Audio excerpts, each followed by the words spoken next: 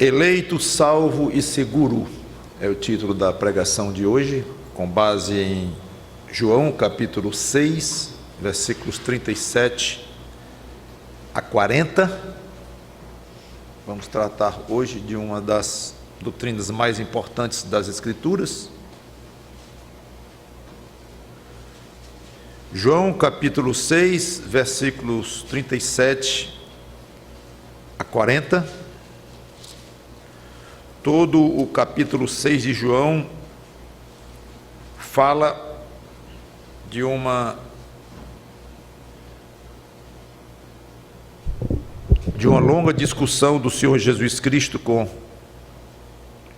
os judeus. Aliás, não é todo, mas uma boa parte, depois da multiplicação dos pães, a segunda que ele fez, depois ter andado pelo mar. Aí ele fez um discurso que causou uma reação muito forte da parte dos judeus. Iniciou-se uma discussão profunda, dura, difícil, não sempre amigável, em que os judeus, especialmente os líderes, questionavam com dureza o Senhor Jesus Cristo, e ele aproveitava para ensinar verdades que muitas delas não eram nem compreendidas. Vamos tentar então hoje pegando um pequeno trecho deste longo diálogo dele, vamos explorar um aspecto que veremos. Então, João 6, 37 a 40. Eu vou ler do 35 a 40, porque eu vou tocar no 35 e no 36 e logo partir para o 37.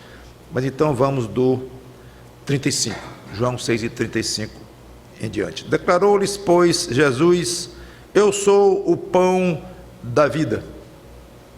O que vem a mim jamais terá fome, e o que crê em mim jamais terá sede.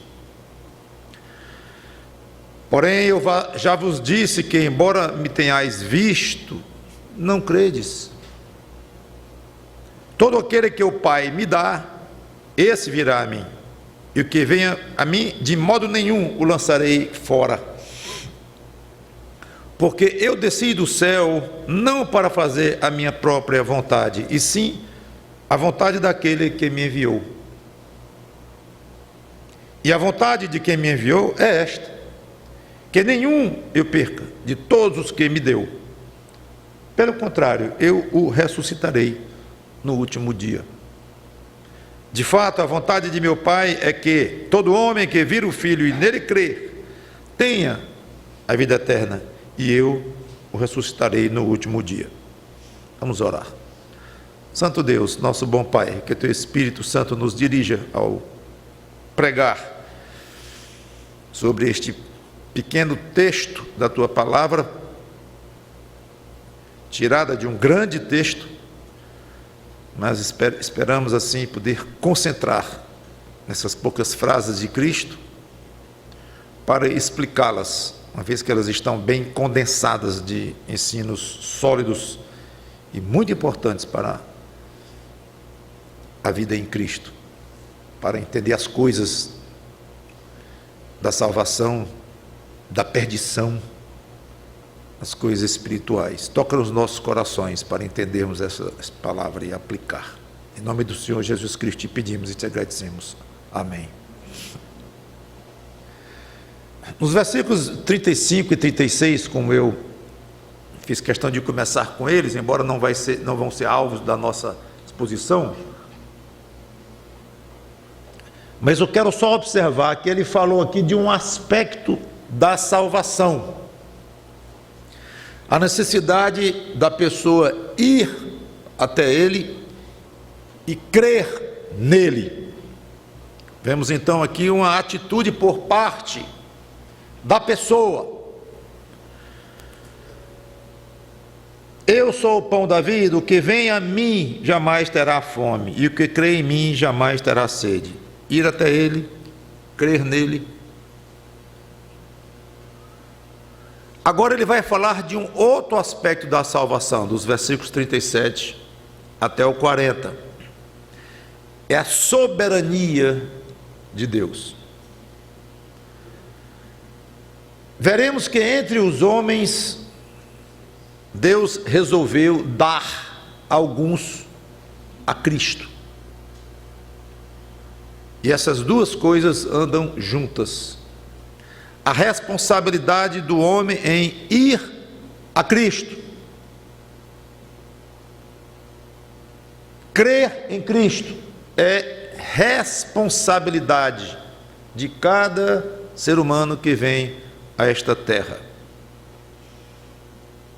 Tanto que ele no versículo 36 reclamou, se queixou, ou poderíamos dizer de outra forma, acusou. O quê?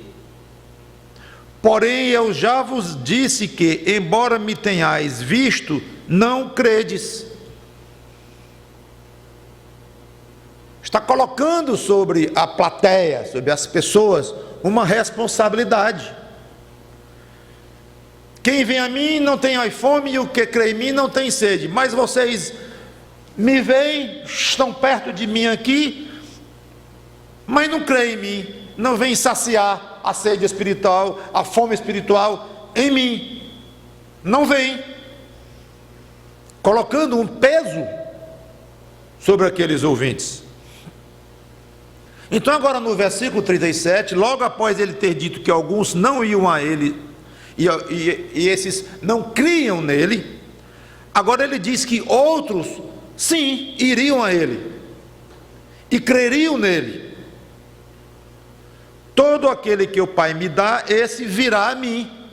Acabou de falar de um grupo que não ia a ele, não cria nele, e agora está falando de um outro grupo que vem a ele, ou virá a ele.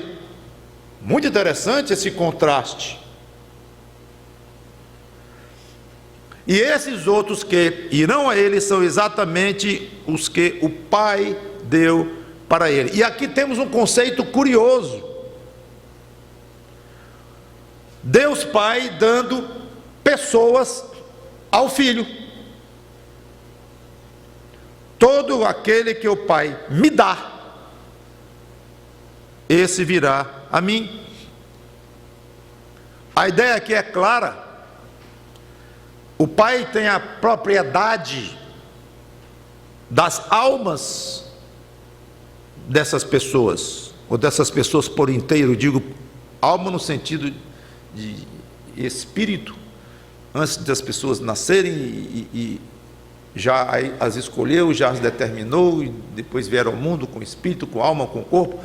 Todo o ser, talvez a palavra ser seja melhor do que apenas a palavra alma. Então, Deus tem a propriedade do ser dessas pessoas e as dá de presente ao Filho, mostrando uma divisão de tarefas, ou de responsabilidades, ou de papéis das pessoas da Trindade dentro do plano de salvação da raça humana, ou entre alguns da raça humana. Não podemos compreender exatamente como isso se passa, exatamente como Deus, que é o Criador de tudo, tem a posse dessas pessoas, nós compreendemos, mas que Ele dá para o Filho essas pessoas, que é Deus também, o Filho, é difícil entendermos, mas é o que a palavra de Deus claramente ensina. O ensino não é claro em si, a essência do que é ensinado não é claro. Quando eu digo não é claro, deixa-me dizer de outra forma, não é compreensível às nossas mentes, não é que não seja claro, a gente não alcança. Agora, o ensino é claro o fato de que Deus Pai deu pessoas ao Filho. Alguma dúvida que está escrito isto? Não. O que se passa nos bastidores celestiais para que isso aconteça, e em que exatamente se constitui isso, aí já realmente escapa ao nosso conhecimento. Mas fique com o que está revelado. um grande erro de muitos que se afastam da doutrina das Escrituras é que eles vão tentar entender o que está escrito com clareza, mas aquilo que está escrito não é nem muito difícil, está acima da nossa capacidade, mas não se conforma com isso e quer dar um jeito de explicar da maneira como explica que 3 vezes 2 é igual a 6. É facilmente explicável isto. Como é que o motor de um carro funciona é explicável, um mecânico que entende bem, explica bem. Então nós estamos acostumados a sermos movidos por entender as coisas, pelo menos até certo ponto. A gente não entende tudo e está longe disso, mas pessoas não se conformam em dizer, eu não entendo isto, mas querem ir atrás e querer explicar. Penso eu que a doutrina conhecida como arminianismo, em que indica que o homem tem condições de resolver se quer ou não ser salvo, e que ele pode perder a salvação, eu entendo que seja um desses desesperos de querer explicar o inexplicável a nível humano.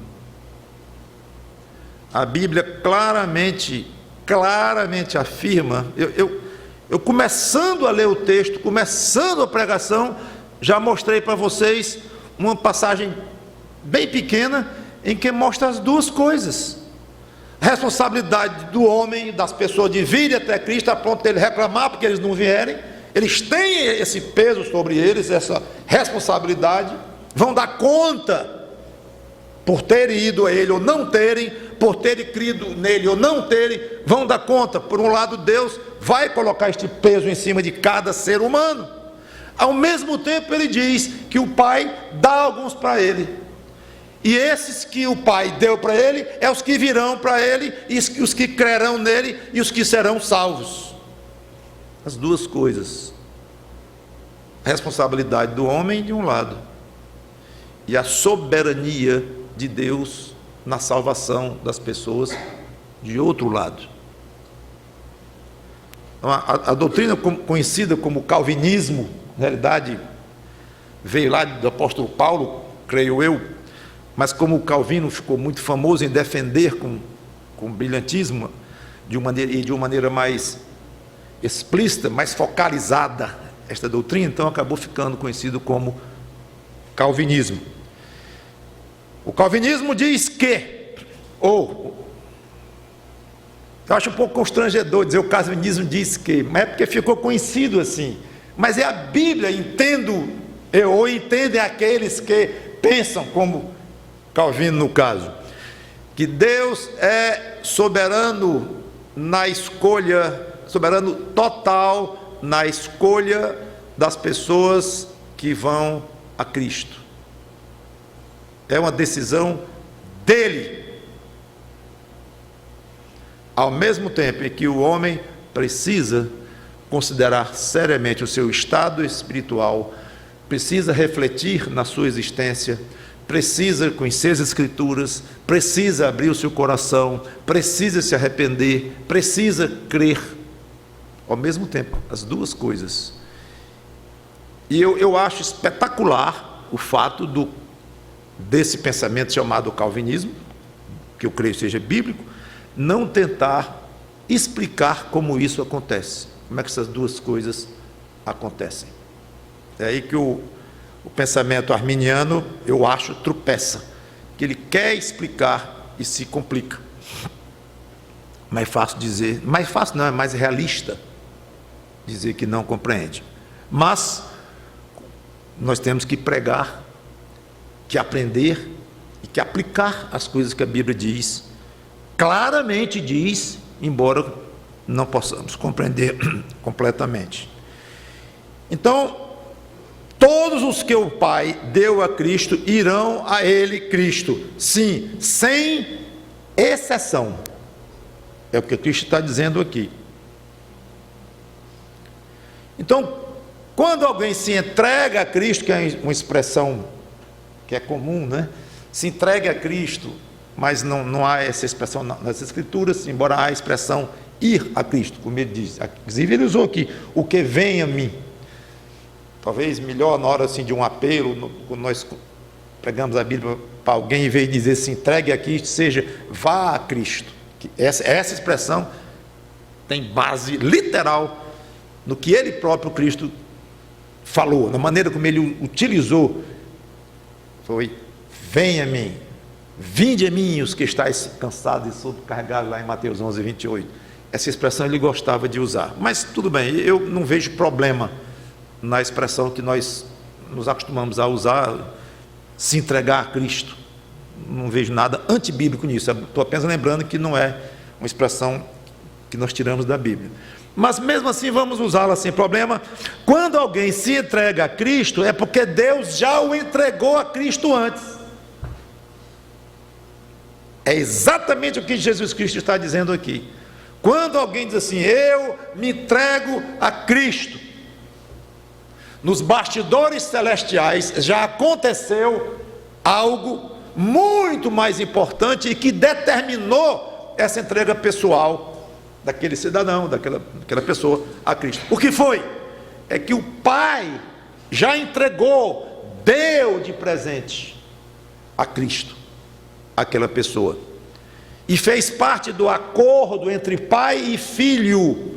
Antes do filho vir ao mundo e se encarnar, fez parte do acordo entre pai e filho, que o filho iria sofrer terrivelmente para poder receber aqueles salvos, aqueles eleitos, aqueles que seriam alvos de serem doados para Cristo pelo Pai.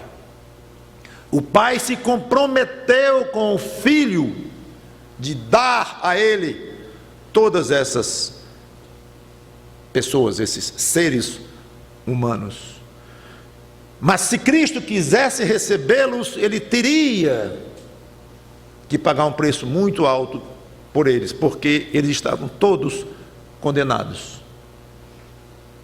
Meu Pai, eu não posso receber esse presente. Não posso, porque a tua justiça designou que estão todos destinados ao inferno, todos os seres humanos, depois de Adão, todos, sem exceção. Então, eu não posso receber esses presentes.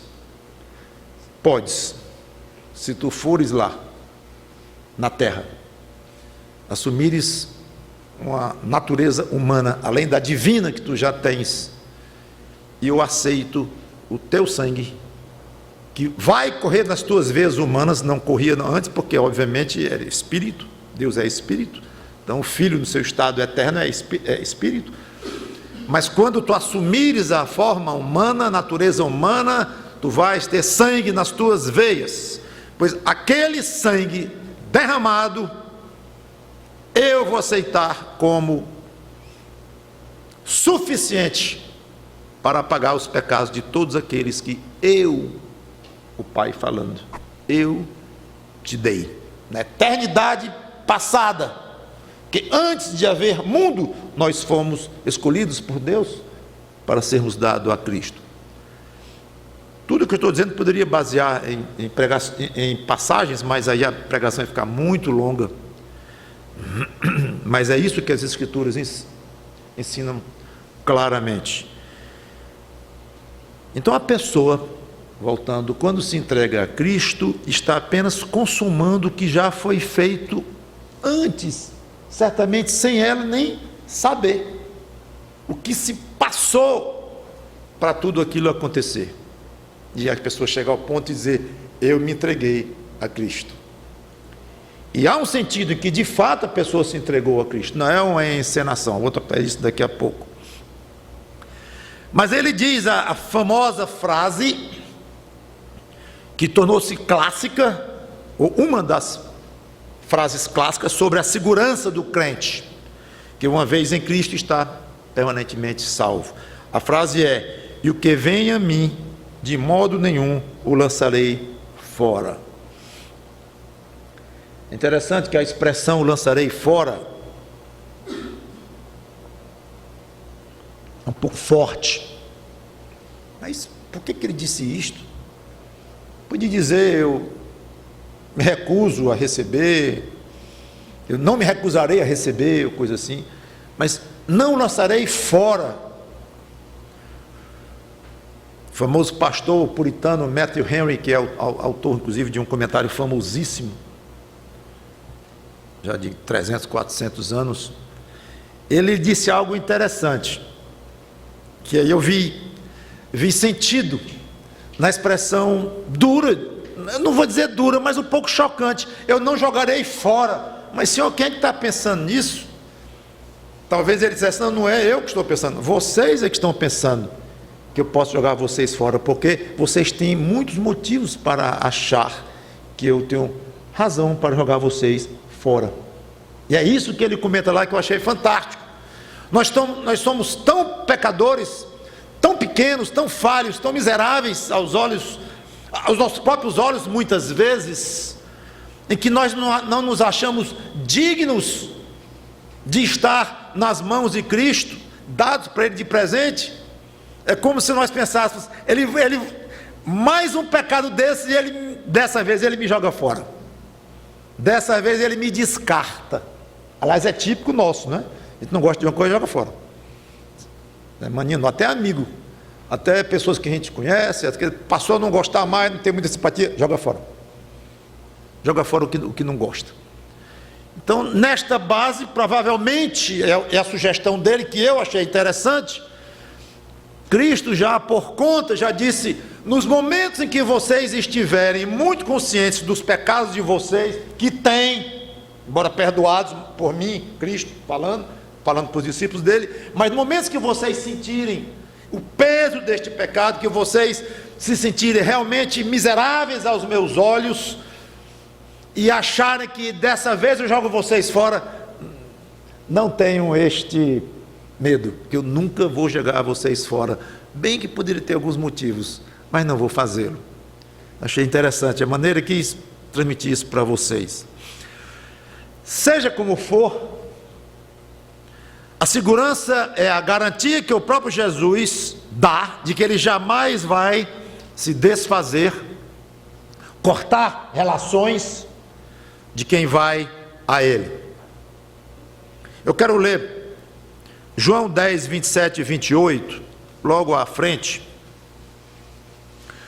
que fala também da garantia da segurança daquele que é salvo, mas por um outro aspecto. João 10, 27 e 28 diz: as minhas ovelhas ouvem a minha voz, eu as conheço e elas me seguem. Eu lhes dou a vida eterna, jamais perecerão, e ninguém as arrebatará da minha mão. Vamos para o 29. Aquilo que meu Pai me deu, de novo a ideia do presente que ele recebeu do Pai, as almas dos eleitos. Aquilo que meu Pai me deu é maior do que tudo, e da mão do Pai ninguém pode arrebatar. Segurança até dupla, no caso de que ele não vai permitir que ninguém arrebate das mãos dele o que o Pai deu, e da mão do próprio Pai ninguém vai arrebatar. É interessante. Por um lado, ele diz que os que ele recebeu do Pai, ele não abre mão, ele não joga fora, ele não descarta, por iniciativa dele, ele não descarta. Nosso texto. Em João 10, como eu li agora, ele apresenta um outro ângulo desta mesma segurança. Nem que alguém venha querer arrebatar, arrancar na marra das minhas mãos, eu não vou deixar, ninguém tira. Então, se ele quer reter com todo o seu poder e pela sua própria vontade aqueles que o Pai lhe dá, e ninguém consegue tirar dele, a segurança é total. E me lembrei, quando a gente é criança, às vezes acontece, um adolescente, o mais forte está jogando futebol, o mais forte do grupo ali se zanga e segura a bola e diz, porra, agora não quero fazer do jeito que eu quero, agora não tem mais jogo não. Aí ele segura a bola e ele não entrega aquela bola para ninguém. Bom, já que você não entrega, nós vamos tirar. Venha tirar. Aí não tem quem ouse tirar, porque o homem é grande demais, é o maior, mais fortão. Então ele nem quer entregar a bola e nem permite que alguém tome. Resultado, acabou o jogo. Aí não tem perigo. De todos os lados aquela bola ficou na mão dele. Nem ele dá e nem permite que ninguém tire. Eu quero resumir isto no seu coração com relação à segurança em Cristo. Nem ele joga fora e nem ninguém arranca. Nem ele solta e nem ninguém toma. É esta a garantia que ele dá para aqueles que o Pai dá a eles. Não tem perigo de alguém sair das mãos de Cristo. Nem por iniciativa ou vontade dele e nem por iniciativa ou vontade de alguém que queira tirar. Claro que por trás deste alguém a imagem, a ideia que se tem, especialmente, é do grande inimigo de Deus, Satanás, com seus demônios poderosos, mas que não conseguem arrancar ninguém das mãos de Cristo. Não conseguem. O motivo que ele alega aqui que não vai lançar mão, por iniciativa própria, ou ninguém vai conseguir arrancar, é que o próprio Pai deu para ele. É curioso isto. O que o Pai me dá, lá em João 10, é maior do que tudo. Sabe o que isso significa? É importantíssimo para mim. É algo que não pode ter mais valor, uma coisa que o meu Pai me deu. Ah, não. Aí não tem mais possibilidade de eu me livrar de alguém assim. Aliás, quando você ganha algo de presente, pelo menos se você valoriza a pessoa que ele deu, não é nem o tamanho do presente, mas a pessoa que lhe deu, ninguém gosta de jogar fora. É o caso da garota que recebe uma flor linda, cheirosa do namorado. O problema é que 2 dias depois a flor já era, ela já secou, mas ela não se conforma, ela deixa secar e tira uma pétala e guarda dentro de um livrinho, talvez do diário dela. Então ela guarda aquela pétala de que um dia foi uma flor cheirosa. Não vale mais nada aquilo em termos práticos, mas vale muito por causa de quem deu. Então, além do próprio amor que Cristo tem às pessoas, como Ele nos amou, jogou o amor dele sobre nós, como eu falei, um dos motivos que Ele explica o amor por nós é o fato de termos sido presentes do Pai. Não sei se você já se imaginou um presente ambulante. Tem pastores que gostam de fazer certas encenações, todo mundo ri e tal, e pode até ter valor, eu não gosto muito não, mas alguns gostam e fazem, e não estou criticando, mas bem caberia, não teria coragem nunca disso. Já pensou se eu entrasse aqui hoje, empacotado com um laço de fita, como fosse um presente? Teria sido até uma ideia para esses pastores que gostam disso, todo mundo ia achar esquisitíssimo, mas ia dizer assim, eu estou aqui fantasiado de presente, porque na realidade eu não preciso vestir a fantasia de presente, eu sou um presente. Então por trás teria uma verdade belíssima. Então você de fato é um presente ambulante. Ambulante significa que você anda, está aí vivo. Presente vivo talvez seja melhor. Eu sou o presente vivo, você que é discípulo de Cristo. Não sei se você já tinha pensado muito nisso. Não é uma verdade muito explorada por nós pregadores. É uma coisa que a gente fica sempre, a gente fala quando surge no texto, mas fique com essa imagem gostosíssima de que você é um presente de Cristo, do Pai para Cristo, dado a Cristo pelo próprio Pai.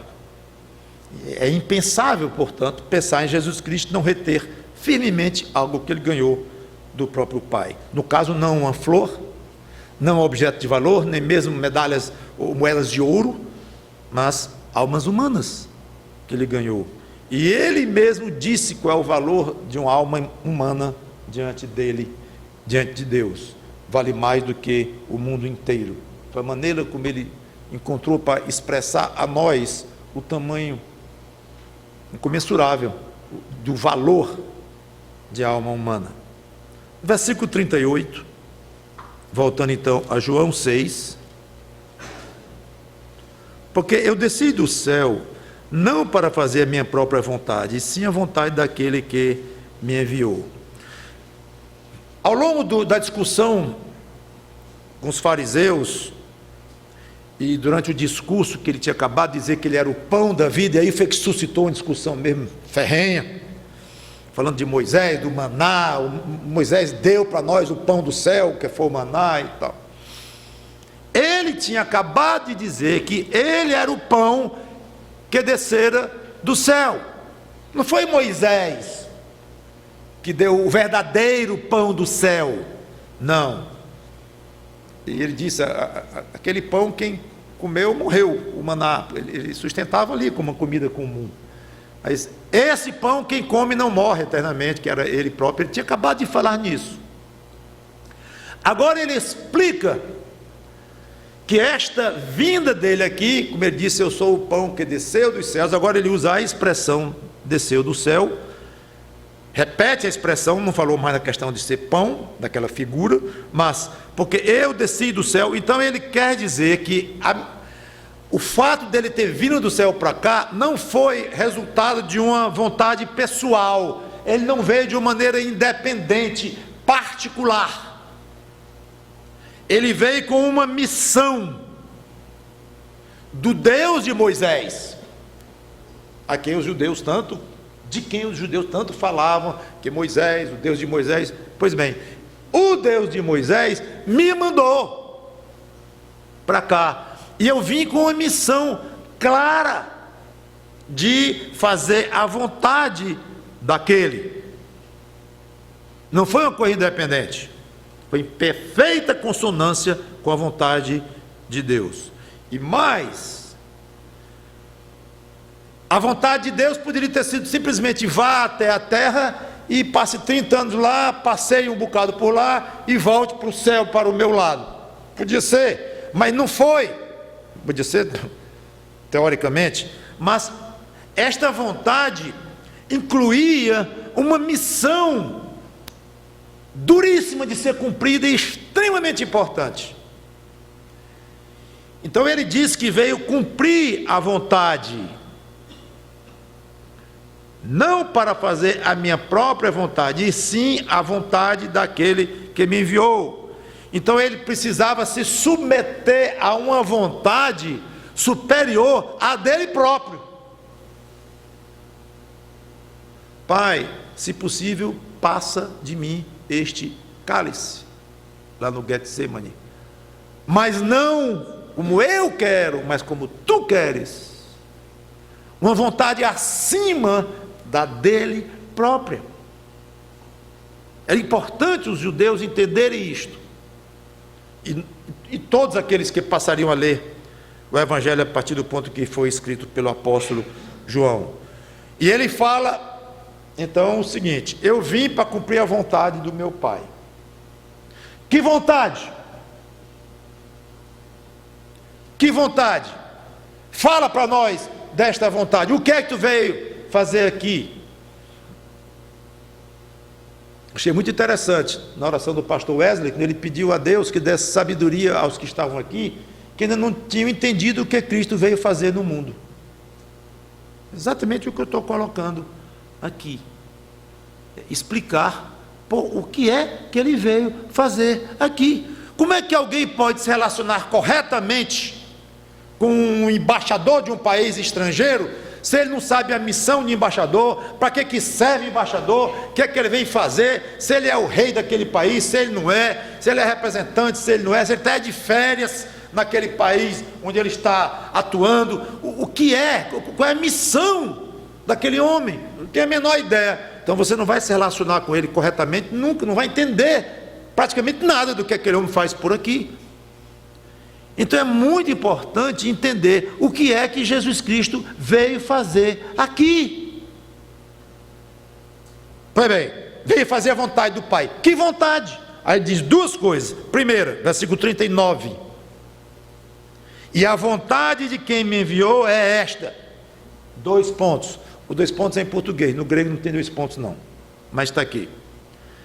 Que nenhum eu perca de todos os que me deu. Pelo contrário, eu o ressuscitarei no último dia. Jesus elimina a ideia de perder alguém, porque essa é a vontade do Pai.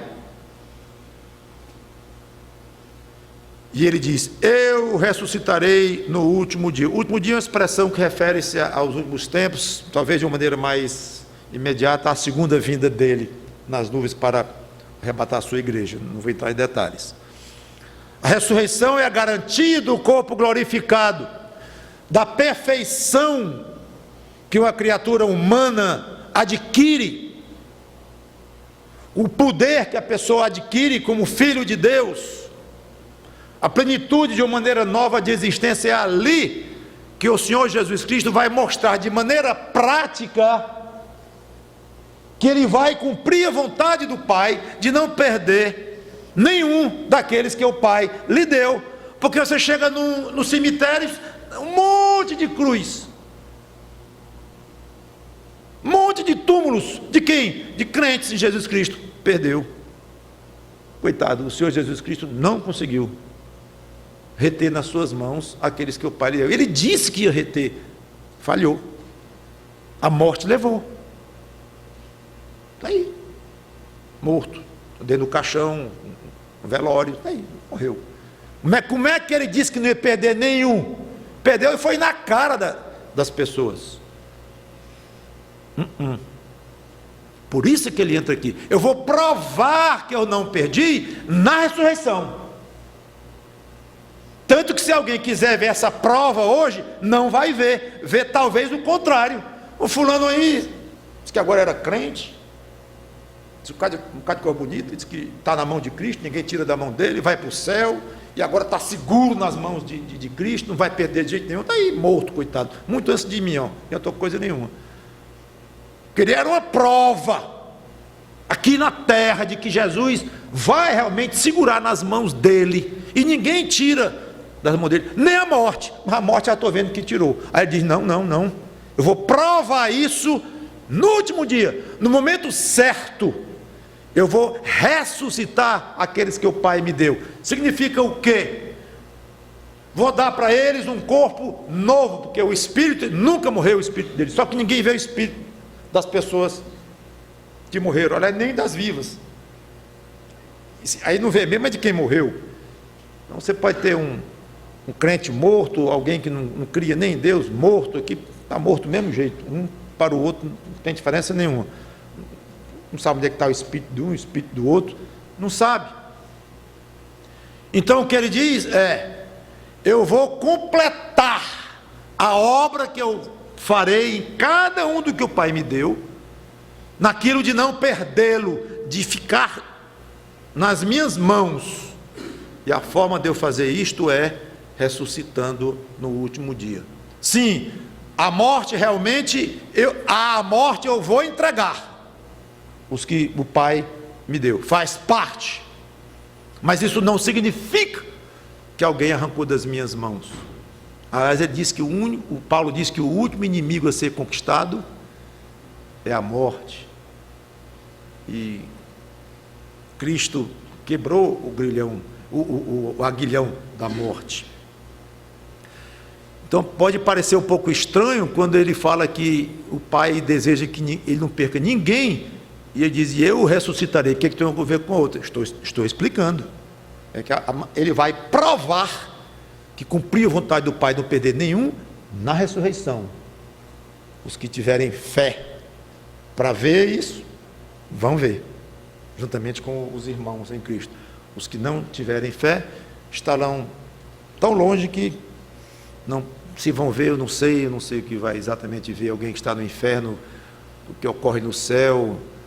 Aquele rico viu Lázaro no seio de Abraão, é um tanto quanto misterioso, não sei o que alguém no inferno vai saber do que se passa no céu, a vontade de ir para lá, eu acho que vai ter isso, se tiver isso vai ser uma vontade torturante de querer ir para um lugar que não pode mais, não tem uma passagem do lugar para o outro, mas o fato é que vão morrer achando que Cristo não cumpriu sua palavra de manter aqueles que iriam a Ele, que o Pai deu a eles. Tudo bem, não tem fé, acabou-se. Mas nós que temos fé, sabemos que estamos nas mãos de Cristo. E podemos ver vários irmãos morrendo, irmãos em Cristo, mas nem abala, nem arranha.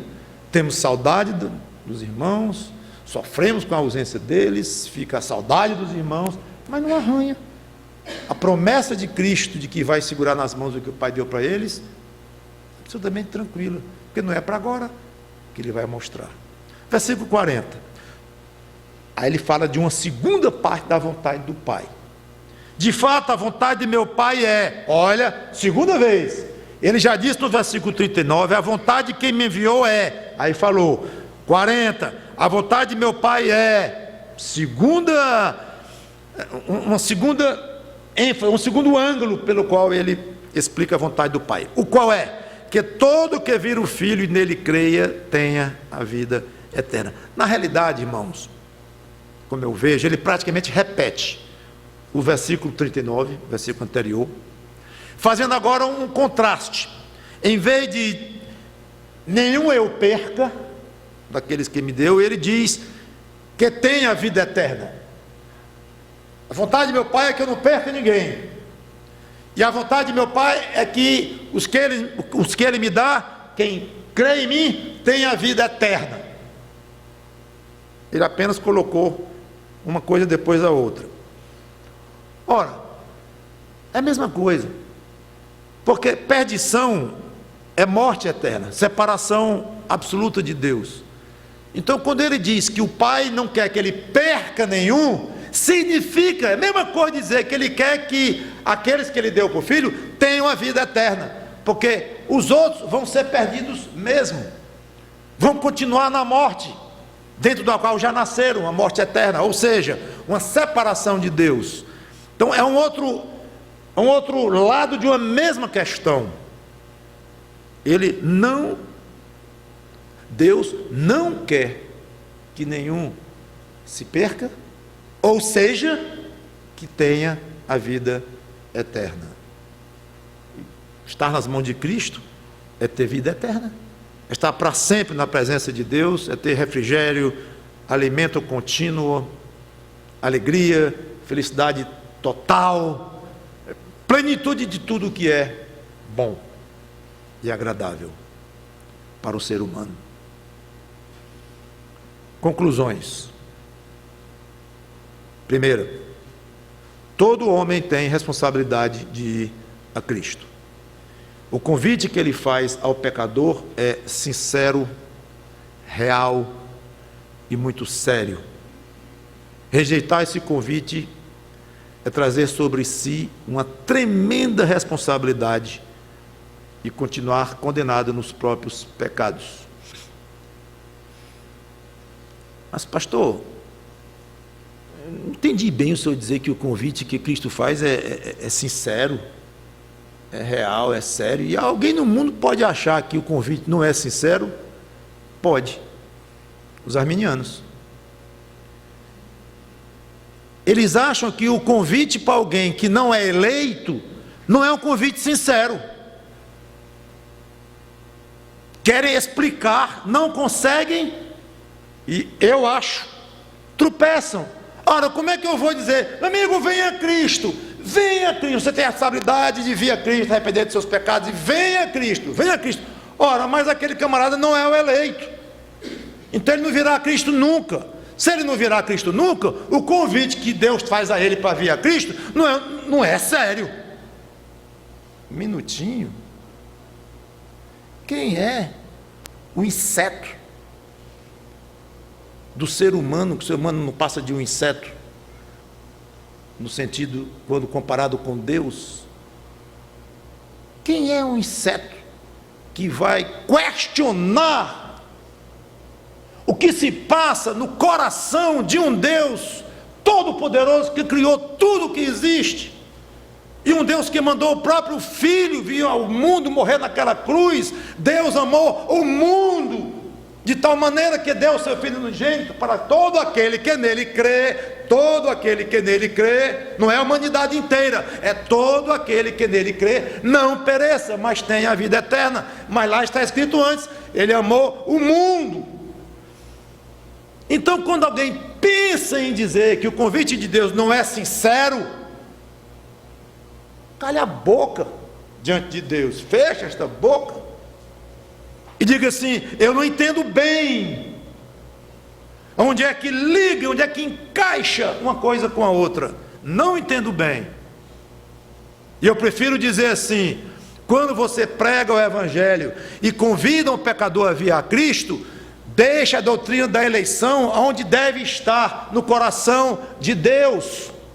Revelaram as Escrituras, certo, mas pregue o Evangelho exatamente como os apóstolos pregaram, como o próprio Cristo disse: vinde a mim, os que estáis cansados e oprimidos ou sobrecarregados, e eu vos aliviarei. Venham. No outro momento diz: vós não quereis vir a mim para terdes vida, vós não querem vir a mim. Isso não é sincero? Porque existe uma eleição, e há os eleitos e os não eleitos. Nós não sabemos desenrolar isto, mas é fato que esse mistério está lá. Agora, para poder dizer que o convite é sincero, aí sim, aí eu dou uma entortada e digo assim: não, na realidade Deus não elegeu ninguém. Deus simplesmente, na sua soberania, ele sabia quem é que ia escolher, e a Cristo ou não, do próprio arbítrio, o famoso livre-arbítrio, que não existe livre-arbítrio, coisa nenhuma. Só quem teve livre-arbítrio foi Adão e Eva, antes de pecarem. Depois o homem passou a ser perdido, inclinado ao mal.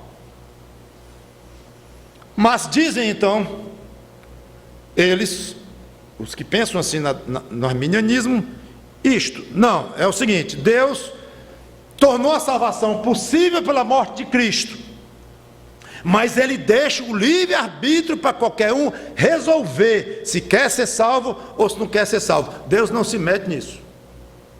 Aí Deus não entra.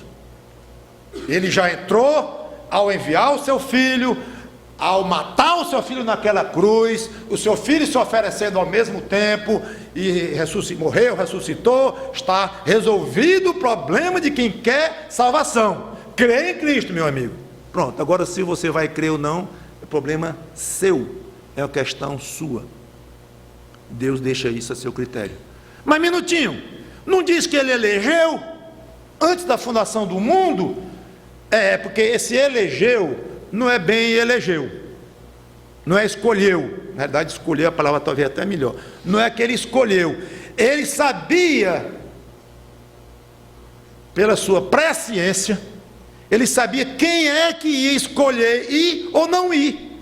Então, como ele sabe quem é que ia, ele predestinou, e isso é a eleição. Pronto, essa é a explicação que eles dão. Ou seja, destruíram a doutrina da eleição. Destruiu, porque eleição não é isto. Eleição é uma escolha absolutamente independente do que o homem faria no dia que nascesse, milhares, milhões, sei lá, de anos depois. Eu digo antes e depois porque a Bíblia diz que a eleição foi feita antes que houvesse mundo. Antes quando? Uma semana? 1 bilhão de anos? Não sei nem como é essa questão de tempo, antes do mundo haver. Mas é isso que a eleição ensina claramente. Deus escolhe aqueles a quem Ele quer. Ele escolheu Jacó e não escolheu quem? Esaú. Ele não quis. Antes dos gêmeos nascerem, Ele escolheu um e não escolheu o outro. Então não é apenas o exercício de uma condição de prever, um pré-conhecimento, uma pré-ciência. Não. Então, primeira conclusão: todo homem tem responsabilidade de ir a Cristo. Segunda, ninguém vai a Cristo por iniciativa própria. Em essência, é a iniciativa do Pai. Romanos 3:11, que eu não vou ler, mas ali fala do estado perdido do homem. Lá diz: não há quem busque a Deus. Ou está valendo, ou não está valendo. Quando alguém diz assim, eu procurei Cristo, não Cristo, mas eu procurei a verdade, procurei, fui em várias igrejas, fui em várias religiões, várias denominações, aí fui afunilando e tal, pronto, aí eu busquei, terminei no Deus da Bíblia, aí busquei mais ainda, busquei intensamente e cheguei em Cristo. Hoje sou discípulo dele. Ótimo, muito bem, isso eu acredito que você tenha de fato buscado todo o seu coração, todos nós fizemos isso. Mas, na realidade, você foi buscado antes de ir buscar. Porque a Bíblia diz que não há quem busque. Como é que você diz que buscou? Ou você está enganado, ou Deus está enganado. Adivinha com quem eu vou ficar? Com quem eu vou ficar não lhe interessa, talvez, mas com quem você deve ficar, né? Com quem você vai ficar? A quem você vai dar crédito? A você próprio ou a Deus? Porque a Bíblia diz que não há quem busque a Deus. O Pai, pelo Espírito Santo, é quem coloca no coração a vontade de alguém ir a Cristo. Terceira conclusão: ninguém vai a Cristo por capacidade própria. Essa capacidade também é Deus quem dá. Versículo 44 do mesmo texto, ele diz: ninguém pode vir a mim se o Pai que me enviou não o trouxer. Aí ele repete: e eu o ressuscitarei no último dia. Já expliquei. Então, ninguém pode. Eu fui lá no grego para saber como é que é esse verbo aqui, poder, e de fato está lá o verbo de poder, de ter capacidade para, onde vem dínamos, é dinamai o verbo, onde vem dínamo e energia e tudo mais. A ideia de poder, de força e de capacidade. Então, ninguém pode, ninguém tem o poder, ninguém tem a capacidade de vir a mim se o Pai que me enviou não o trouxer. Claríssimo. Eu gosto de dar um exemplo, mas olha, todo exemplo que alguém vai lhe dar com relação a este assunto, eleição, responsabilidade do homem, tudo, vai ser falho. Todo. Você possa imaginar a criatividade humana, ela não vai criar nunca, porque a gente não consegue explicar 100%. Como já falei, nem se iluda. Então eu vou dar um exemplo aqui, que chega mais ou menos perto de como eu entendo o assunto, e é um entender, como já falei, muito aquém de um entendimento completo que eu não tenho. Ninguém tem. Está lá o menino doente, e sem vontade de tomar o remédio prescrito. O pai mostra que é importante tomar o remédio, conversa com ele, e lhe coloca na cabeça que deve tomar o remédio. O pai lhe convenceu. Com a argumentação, ele fez gerar na vontade daquele filho o desejo de tomar o tal do remédio. Então o menino passa a desejar, mas a iniciativa inicial de fazer o menino tomar o remédio foi do pai, que o filho nem queria. Tudo bem, problema. O remédio está num lugar alto, num instante bem alto, e o garoto não alcança. Aí o filho pode dizer: papai, pega ali o remédio para mim e me dá, por favor. Mas não é assim. O pai olha que o filho não tem a capacidade de pegar naquele remédio, porque o filho é baixo e o estante é muito alto. O pai pega o filho nos braços, nas mãos, leva até o remédio e diz assim: estenda a mão, pegue este remédio e tome. Aí o filho pega o remédio e toma. Como eu disse, não é perfeita a ilustração, mas ajuda a entender o seguinte: quem tomou o remédio, finalmente, de quem foi a ação de tomar o remédio? Do filho. Se alguém estiver filmando ali, vai ver o menino estendendo o braço, pegando o remédio, abrindo a boca e tomando. Então, o filho participou nisto, o filho teve um papel nisto, claro. Ele estendeu a mão e tomou o remédio, mas ele estava sem vontade de tomar o remédio e sem capacidade de alcançar o remédio. O pai deu a ele a vontade e deu a capacidade dele estar frente a frente com o remédio. Então, eu diria mais ou menos assim, já querendo encerrar: Deus, pelo Espírito Santo, nos convence do pecado, nos capacita ao arrependimento. Capacita. Para se arrepender tem que ter capacidade de se arrepender. A muitos Deus nega capacidade até de se arrepender.